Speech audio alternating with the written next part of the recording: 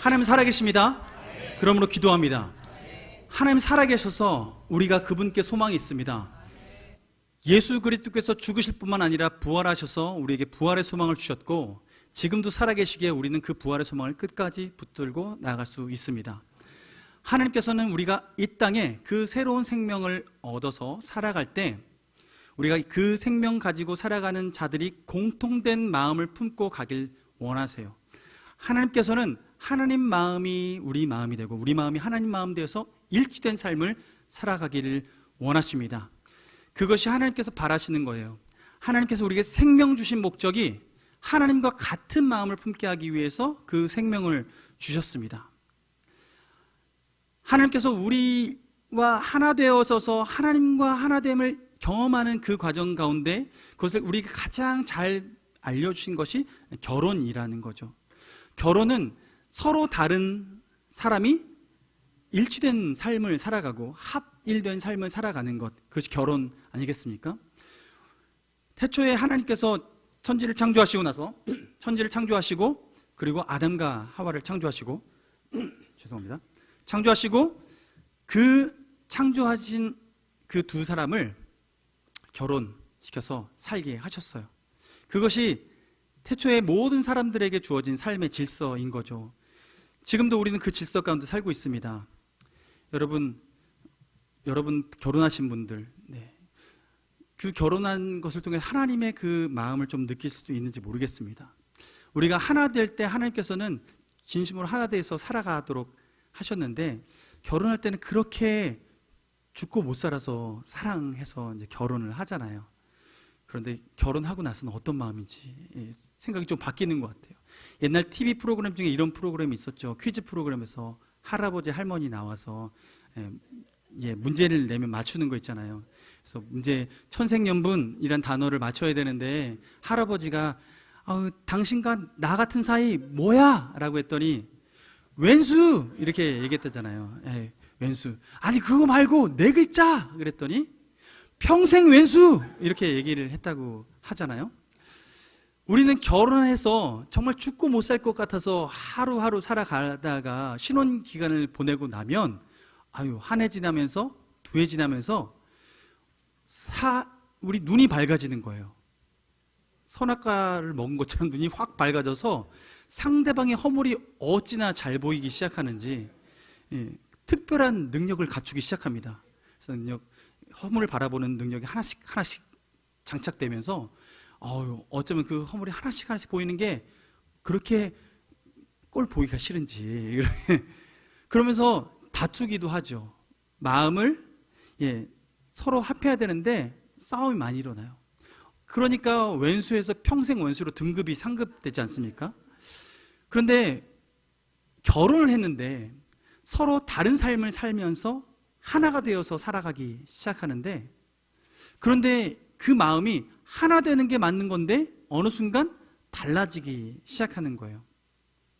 이것이 하나님의 질서인데 이 질서가 깨어지기 시작하는 거죠.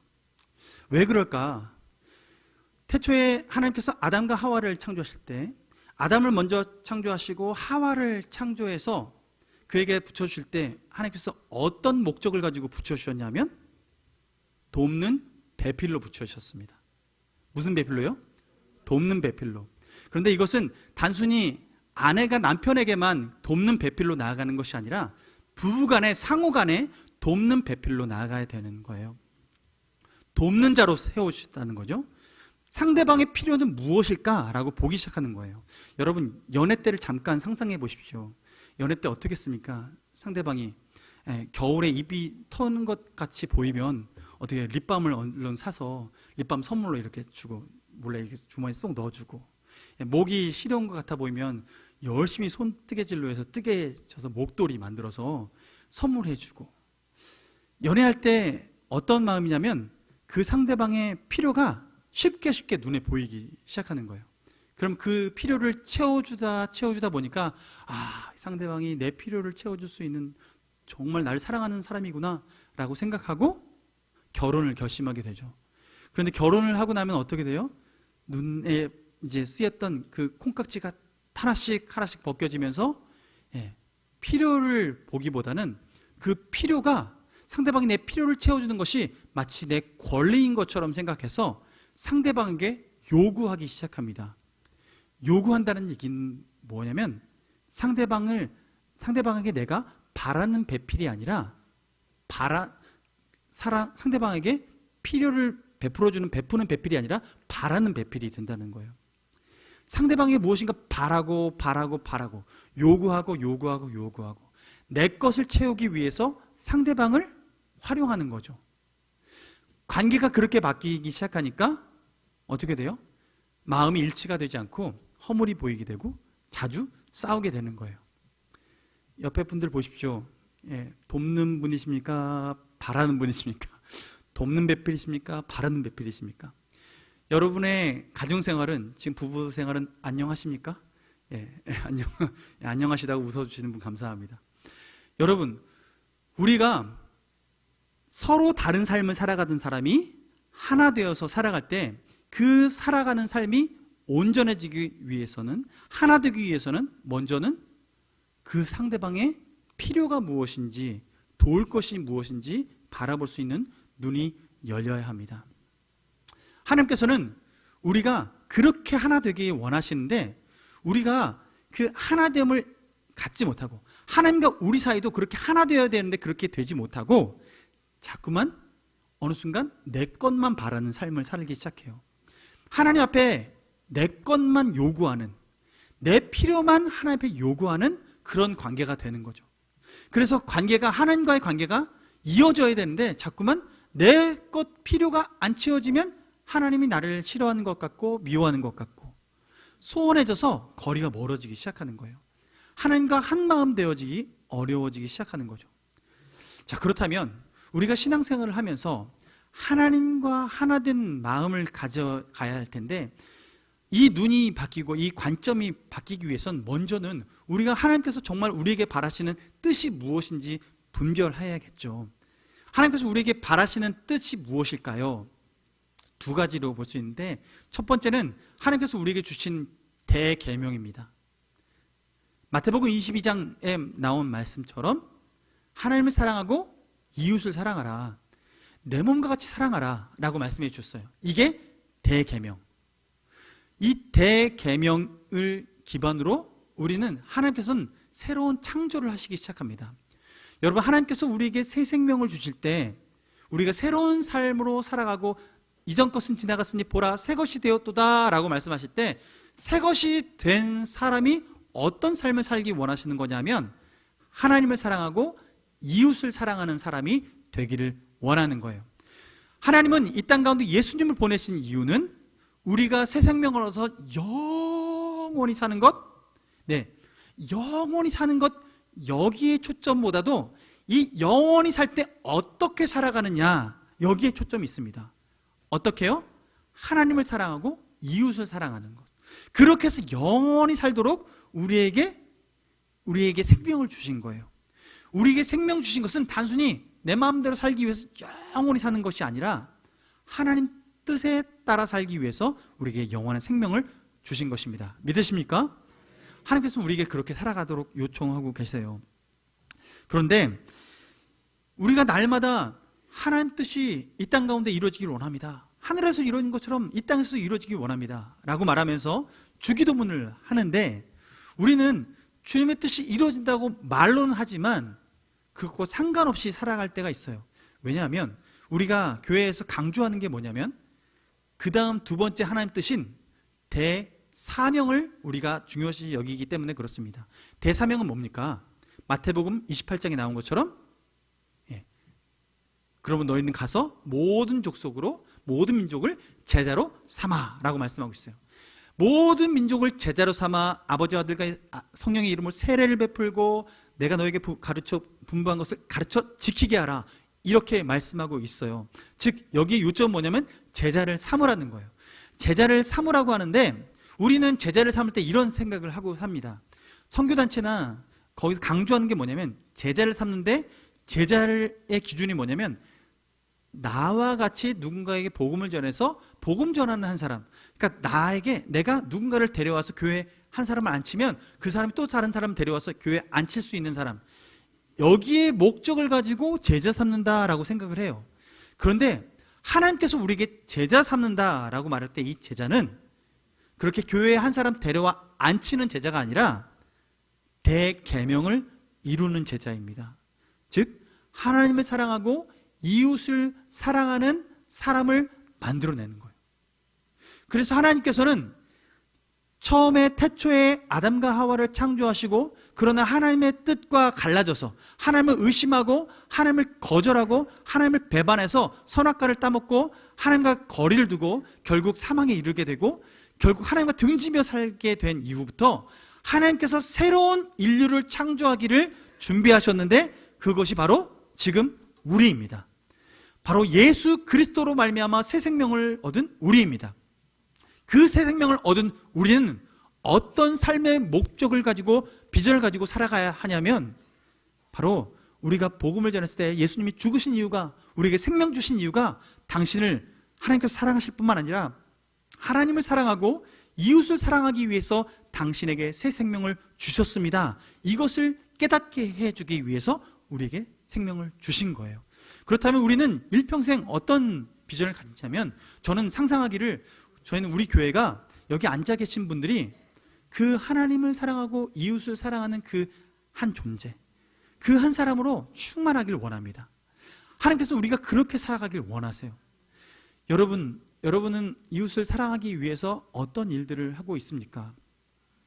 저도 어떻게 살아갈지 모르겠더라고요.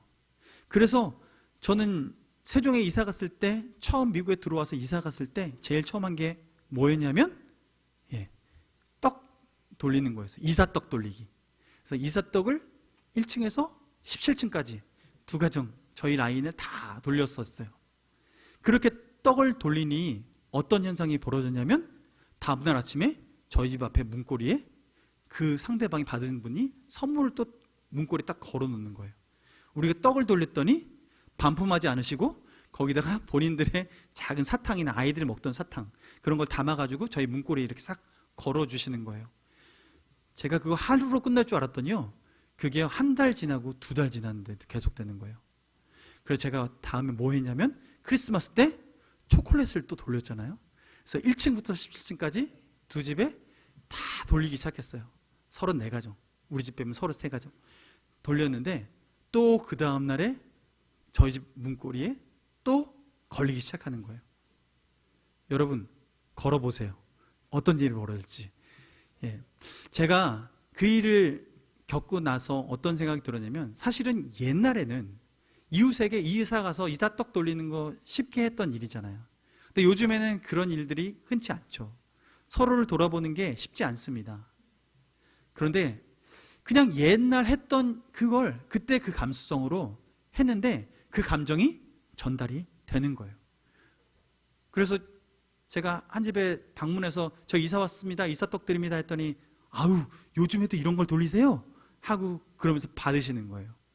그분이 다음날 아침에 저희 집에 와서 선물로 주신 게 뭔가 하면 엿을 주셨더라고요. 엿 먹으라고. 그래서 엿을 주셨는데 너무 엿이 맛있게, 호박엿이 있어서 맛있게 먹었습니다. 사랑은 주고 사랑은 받는 거죠. 하나님께서는 우리가 가는 곳에 그 하나님의 사랑을 어떻게 흘려보낼지, 그것을 고민하고 실제로 살아내는 삶을 살아가길 원하세요. 단순히 우리가 이 예배당에 모여서 하나님께 예배하는 것으로 하나님이 나를 기뻐하시겠지라고 이것만 바라본다면 우리는 절반의 신앙생활만 하는 것입니다. 하나님께서는 우리가 온전한 신앙생활을 하기 원하세요. 하나님을 사랑하고 이웃을 사랑하고, 그 사랑이 온전하게 될 때 하나님께서 하나님의 일들을 행하십니다. 여러분 보세요. 하나님께서 이 뜻을 가지고 우리에게 이 비전을 주시고 살아가게 하시는데, 하나님의 이 비전이 같은 비전을 가지고 살아갈 때 어떤 특징을 나타내냐면, 같은 말을 하게 되고 같은 마음 품게 되고 같은 뜻을 가지고 살아가게 됩니다. 그런데 이 뜻이 하나님 뜻으로 같은 뜻이 되어져야 되는데, 이것이 개인의 욕심으로 채워졌을 때 어떤 일이 벌어지냐면, 창세기 11장에 우리가 잘 아는 사건, 바벨탑 사건이 있습니다. 사람들이, 한 민족이 모여서 하늘을 향해서 탑을 쌓아 올리는데, 하나님을 향해서 내가 더 하나님보다 위대한 사람이 되기 위해서, 자신의 이름을 높이기 위해서 탑을 쌓아 올리게 되는데, 하나님께서 이것을 보시고 어떻게 처신하시냐면, 그들이 이렇게 하나님을 대적해서 높아지려고 하는 이 과정 가운데 하나님께서 하신 일은 언어를 흩으셨습니다. 언어를 흩으니 소통이 되지 않으면서 결국 그 성을 짓는 것, 성을 쌓는, 바벨탑을 쌓는 것이 멈춰지는 거예요. 그 역사가 멈춰져요. 그 역사가 멈춰지니 그것을 끝나는 거예요. 그리고 사람들은 흩어졌더라 라고 성경은 말합니다. 여러분, 교회는 하나님 뜻대로 운영될 때, 하나님 뜻대로 운행될 때 하나님께서 사람들을 붙여주시도 믿습니다. 하나님 뜻대로 되어져야지 개인의 뜻대로 되어질 땐 흩어질 수밖에 없어요. 여러분, 하나님 뜻, 하나님을 사랑하고 이웃을 사랑하고 그 외에 다른 것은요, 여러분, 부수적인 것입니다. 예를 들어서 우리 여기 카페트가 깔려 있는데요, 카페트를 최근에 헌물해 주셔서 이쁘게 갈았습니다. 그런데 이 카페트를 다시 깔려고 할 때 누군가가 옆에서 아유, 초록색으로 깔아야 되지 않겠습니까, 목사님? 아유, 초록색이 더 이쁘잖아요. 생명을 상징하고 하는데 초록색을 까시죠. 아유, 빨간색으로 깔아야 됩니다. 그리스도의 보혈로, 우리가 보혈을 지나서 지나가야 되지 않겠습니까? 빨간 걸로 해야죠 라고 하면 각자의 의견에 옳은 대로 무엇인가 얘기를 하는데, 그것이 결정하려고 하는데 비본질적인 것으로 좌우로 갈려지는 거예요. 여러분, 이 뒤에 뭐가 있습니까? 스크린이 있죠. 스크린 뒤에 뭐가 있죠? 십자가가 있습니다. 예. 예배 드리니까 스크린을 내려와서 우리 예배 드리기 편리하기 위해서 스크린을 내리는데 어떤 일이 벌어지냐면 십자가를 가리는 거예요. 십자가를 가리다니, 예배당에서 십자가를 가리다니요, 잘라버려야 되겠습니다 라고 누가 의견을 준다거나, 우리는 그렇다면 십자가를 좌측으로 옮겨야 되지 않겠습니까? 라는 의견을 줄 수도 있고, 우측으로 옮기는 게 어떻겠습니까? 예배 드릴 때 십자가도 보고요, 우리가 주님께 예배 드리는데요, 이렇게 말할 수 있잖아요. 여러분, 이것은 할 수도 있고 안 할 수도 있고, 우리는 이것을 가지고 좌에서 왼쪽에 걸어야 되는지 오른쪽에 걸어야 되는지 가운데 걸어야 되는지 스크린을 잘라야 되는지, 우리가 여러 가지 의견을 가지고 말할 수 있습니다. 그러면서 좌파, 우파, 중앙파, 십자가 좌파, 십자가 우파, 십자가 중앙파, 이게 갈리면서 세계 분파로 나뉘면서 교회가 각자 원하는 대로, 본질이 아닌 다른 것 때문에 각자가 원하는 대로 쪼개질 수 있어요. 어쩌면 그것은 하나님께서 교회가 교회로서의 역할들을 하지 못하고 있기 때문에 흩어버리는 것일 수도 있습니다. 여러분, 하나님은 우리가 주님 뜻 안에 하나 되길 원하십니다. 그런데 이 창세기 11장 사건을 통해서 백성을 흩으신 이후에 사도행전 2장 말씀을 보면 어떤 사건이 벌어지냐면, 오순절날 성령이 제자들에게 임하는 사건이 벌어집니다. 성령이 임하면서 각 사람에게 성령이 임하니 하나님의 영으로 말미암아 하나 되어서 그들에게 벌어진 사건이 방언을 하기 시작하는데, 언어가 각양 나라 언어로 선포되기 시작합니다. 근데 그때 말하는 내용이 뭐냐면 하나님의 크신 일을 선포하더라. 사도행전 2장 11절에 하나님의 크신 일을 선포하더라 라고 말하면서 그들이 말하는 내용이 같다라고 얘기하고 있어요. 즉 하나님의 크신 일이 뭐냐면 예수 그리스도께서 죽으실 뿐만 아니라 3일 만에 부활하셨다라는 부활의 메시지를 선포하는, 그 크신 일을 선포하는 메시지를 그들이 각 나라 방언으로 말하기 시작했어요. 여러분 보세요. 바벨탑 사건에서도 언어를 흩으셨습니다. 각양 언어로 흩으셨어요. 그런데 그때는 서로 소통하지 못해서 자기가 원하는 일들을 하지 못하게 됐습니다. 그러나 사도행전 2장 말씀에 오순절날 성령이 임함으로 각 나라 방언을 말하기 시작했는데, 그들이 한 가지 뜻, 즉 하나님 뜻을 선포하는 것으로 말미암아 그들은 하나가 되었고 성령으로 하나가 되었고, 그리고 복음을 선포하는 주님의 뜻을 이루어드리는 공동체가 되었습니다. 사도행전 2장 끝절에 보면 어떤 일이 벌어지냐면, 그 후에 베드로가 복음을 선포하고 그 빌미로 복음을 선포하고 5,000명이 돌아오고, 그 이후에 사도행전 말씀에 그들이 모여서 각양 자기가 가지고 있던 물건들을 다 내어놓고 사도들의 발 앞에 내놓고 각자의 필요를 따라 나누어 주었더니 얘기하고 있어요. 보세요. 지금 이렇게 행동하는 게 무슨 일을 하는 거예요? 상대방의 필요를 채워주는 거예요. 필요를 채워주는 것. 즉 하나님께서 태초에 창조하셨던 아담과 하와를 통해서 바라는 배필이 아니라 주님께서 서로 돕는 배필로 살게 하시는 것처럼 교회 안에서 서로 돕는 사역들이 이루어지기 시작한 거예요. 상대방 것을 내 것으로 여기지 않고 내 것을 또 상대방 것으로 나눠주면서 하면서 그러면서 서로 필요를 채워주기 시작한 거죠. 교회가 하나님 뜻으로 하나 되어서 말은 다르게 되었는데 하나님 뜻으로 일치되니 그 가운데 하나님의 은혜가 임하기 시작합니다. 그래서 2장 마지막 절에는 뭐라고 얘기했냐면 그 후에 사람들이 점점 많아지더라. 즉 제자들이 점점 많아지더라 라고 2장은 마무리하고 있습니다. 여러분, 하나님 뜻으로 하나 될 때 교회는 교회로서의 역할을 감당하게 됩니다. 하나님께서 하나님을 사랑하고 이웃을 사랑하는 이 하나님 뜻에 우리 마음을 일치시켜서 살아갈 때 하나님께서는 다른 말을 할지라도 그 말이 하나님 뜻에 일치되어서 하나님께서 기뻐하시는 모습을 보이고 결국 교회가 더욱더 부흥할 줄로 믿습니다. 우리가 다른 말을 한다는 건 이렇게 볼 수 있어요. 우리가 각자 다른 은사를 가지고 있다는 거죠.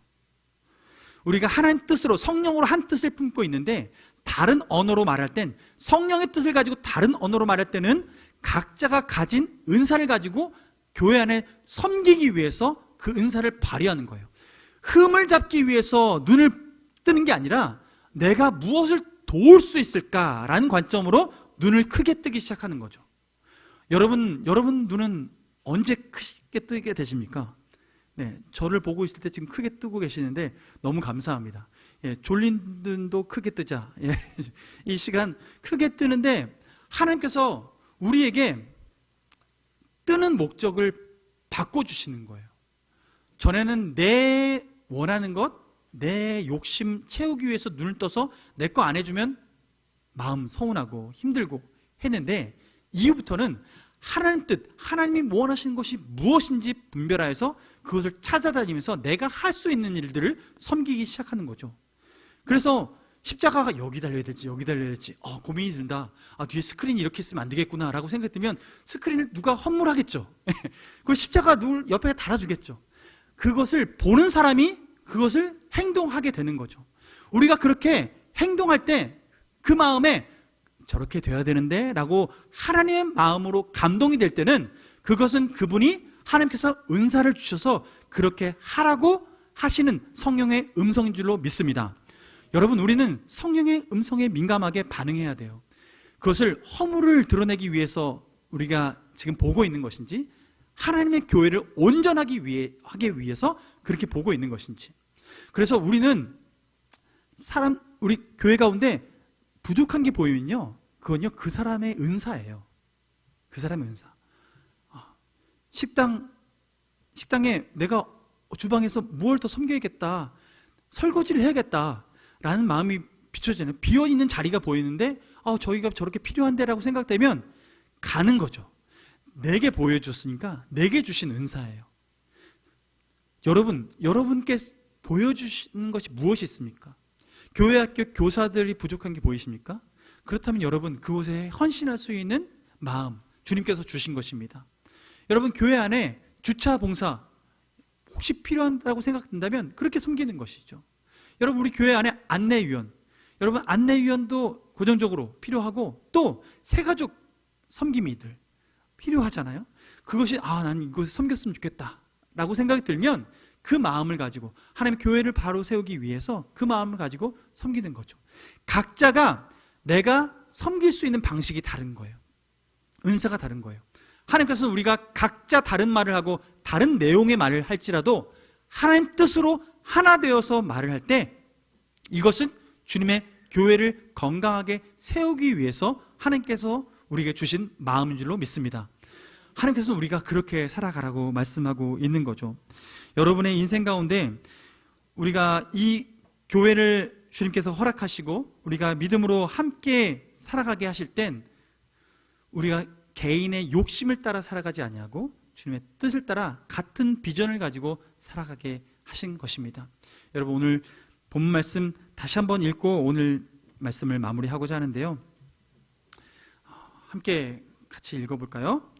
형제들아, 내가 우리 주 예수 그리스도의 이름으로 너희를 권하노니 모두가 같은 말을 하고 너희 가운데 분쟁이 없이 같은 마음과 같은 뜻으로 온전히 합하라. 아멘. 우리 교회 공동체는 소그룹 안에서 모일 때도 우리가 서로가 같은 말을 할 수 있어야 되고 같은 마음과 같은 뜻을 품을 수 있어야 됩니다. 여전도회, 남전도회 모임 가운데서도 우리가 같은 마음을 품고 같은 뜻을 품고 같은 말을 할 수 있어야 됩니다. 하나님께서는 우리 교회 공동체가 함께 모였을 때도 같은 마음을 품고 같은 뜻을 가지고 같은 말을 할 수 있어야 합니다. 주님께서 우리 교회의 주인 되신다면, 주님께서 우리의 머리가 되신다면, 우리가 주님께서 원하시는 뜻이 무엇인지 분별하고 그 마음을 헤아리고 성령 안에서 이 뜻을 이루어 드려야 된다는 거죠. 그렇다면 이것을 어떻게 해야 될까요? 그 방법은 유일합니다. 성령 충만해야 합니다. 이 성령 충만하지 않으면 이 오순절날 사건도 성령 충만함으로 말미암아 이 모든 일들이 이루어진 것입니다. 하나님께서 그래서 우리가 기도함으로 성령 충만함을 간구하고 성령 충만함을 덧입어서 주님께서 주시는 소망과 주님께서 분별하셔서 하게끔 하시는 그 일에 우리가 믿음으로 반응하고 나아갈 때 비로소 교회가 교회로서 건강하게 세워지고 주님 뜻 이루어지는, 주님 뜻을 이루어내는 그 교회로 쓰임받을 줄 믿습니다. 함께 찬양하기 원합니다. 보소서 주님, 우리 마음에 선한 것은 없지만 주님께서 주님 마음 부어주시면 주님 뜻을 이룰 수 있을 줄 믿습니다 라는 고백으로 함께 나아가기를 원합니다. 주님께서는 우리 삶이 우리 앞에 있는, 지금 내 코가 석자되어서 내 앞에 있는 이 일만 해결되면 주님 잘 섬기겠습니다 라는 마음 가질 수 있는데요, 여러분 순서를 한번 바꿔보십시오. 먼저 그 나라와 그의 의를 구해보십시오. 하나님 뜻을 구해보십시오. 하나님께서 우리 인생을 어떻게 새롭게 변화시켜 나가시는지 하나님의 은혜를 구해보십시오. 주님께서 우리에게 그 마음 부어주실 때 하나님께서 역사하시는 그 역사를 맛볼 수 있는 그 역사의 주인공 될 줄로 믿습니다. 함께 찬양합니다.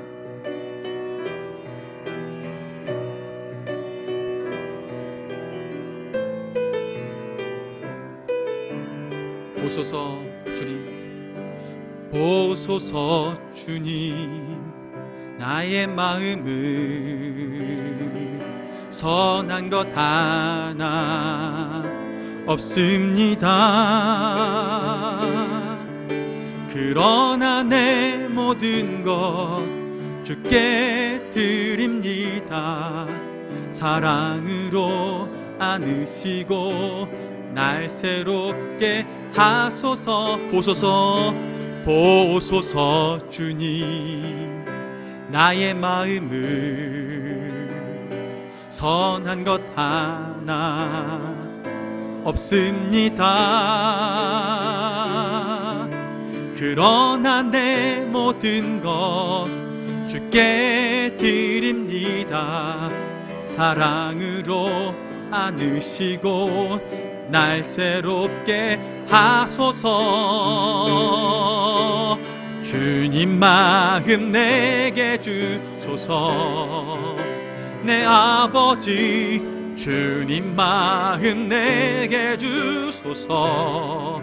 나를 향하신 주님의 뜻이 이루어지도록 주님 마음 내게 우리 다 같이 일어나셔서 처음부터 찬양합니다. 보소서 주님, 나의 마음을 선한 것 하나 없습니다. 그러나 내 모든 것 주께 드립니다. 사랑으로 안으시고 날 새롭게 하소서. 주님 마음 내게 주소서. 내 아버지 주님 마음 내게 주소서. 나를 향하신 주님의 뜻이 이루어지도록 주님 마음 내게 주님 마음 내게 주소서. 주님 마음 내게 주소서. 내 아버지 주님 마음 내게 주소서. 나를 향하신 주님의 뜻이 이루어지도록 주님 마음 내게 주소서. 이 시간 기도하며 나가기를 원합니다.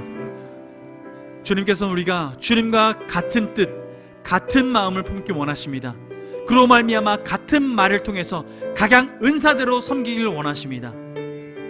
하나님께서 우리 인생을, 주님께서 새 생명을 주신 이유는 주님께서 이 땅 가운데 하나님을 사랑하고 이웃을 사랑하는 그 한 사람으로 살아내길 원하시는 마음으로 새 생명을 허락해 주셨습니다.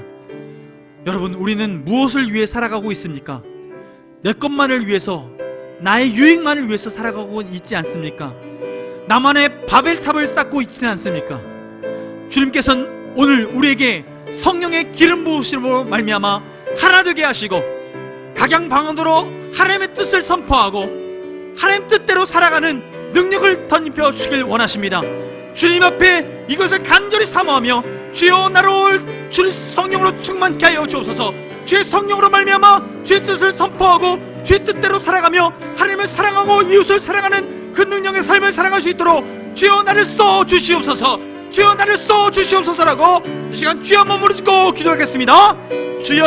주여. 아버지 하나님, 주님의 은혜 감사합니다. 아버지 앞에 우리 마음을 드려 예배합니다. 아버지, 주님 이 시간 주님께서 말씀하십니다. 주님 같은 비전을 보고 나아갑니다. 하나님 이 땅 가운데 하나님 나라가 임하는 것을 아버지 꿈꾸며 나아갑니다. 하나님 나라의 백성은 하나님을 사랑하고 이웃을 사랑하는 백성입니다. 주님, 우리가 가서 제자를 삼는 아버지 그 제자를 삼는 삶을 살아갈 때 우리가 제자 삼는 그 한 사람은 하나님을 사랑하고 이웃을 사랑하는 그 한 사람을 세워 나가는 것입니다. 아버지 하나님, 우리의 이 사명을 선명하게 하여 주십시오. 아버지, 이 사명을 선명하게 하여 주십시오. 아버지, 우리에게 이 사명을 선명하게 살아낼 수 있도록 아버지 우리에게 은사를 주시고 능력을 더해 주십시오. 아버지, 이 뜻으로 주님 하나 되겠습니다. 주님의 뜻으로 하나 되겠습니다.